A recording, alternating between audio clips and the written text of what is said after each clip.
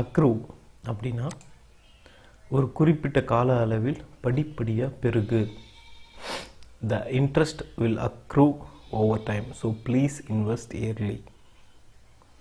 இது வந்து ஒரு எக்ஸாம்பிளில் பார்க்கலாம். ஸோ பணத்தை வந்து நம்ம வட்டிக்கு கொடுக்கும்போது மாதம் மாதம் அது வந்து அதோடய இன்ட்ரெஸ்ட் நம்மளுக்கு வந்துகிட்டே இருக்கும். நம்மளுடைய பணத்தினுடைய அளவு வந்து படிப்படியாக உயர்ந்துக்கிட்டே போகும். அக்ரூ ஒரு குறிப்பிட்ட கால அளவில் படிப்படியாக பெருகு.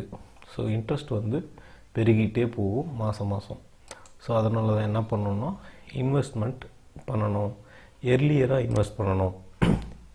ஸோ இது பார்த்திங்கன்னா 2009 பிட்காயினுடைய ஒரு ப்ரைஸ் பார்த்திங்கன்னா ₹1 இருந்தது, ₹1 கீழே இருந்தது. ஸோ இப்போ பார்த்திங்கன்னா அரௌண்டு 60 lakh வரைக்கும் போச்சு. ஸோ ₹1 ஈக்குவல் டு 60 லட்ச ரூபாய். இன்றைக்கி 10 வருஷத்துக்கு முன்னாடி வந்து ₹1 கொடுத்து ஒரு பிட்காயின் வாங்கியிருந்தோன்னா இன்றைக்கி வந்து அதோடய வேல்யூ வந்து 60 லட்ச ரூபாய். The return of investment ROI அப்படின்னு சொல்லுவாங்க. ROI will accrue over a period of time.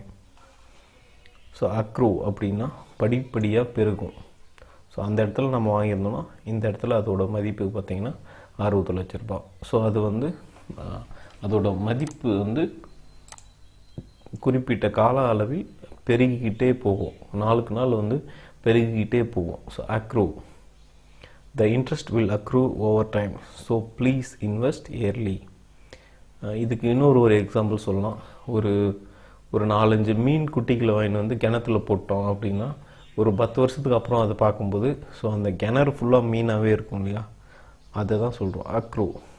படிப்படியாக பெருகிறது, குறிப்பிட்ட கால அளவில் படிப்படியாக பெருகு, அக்ரூ.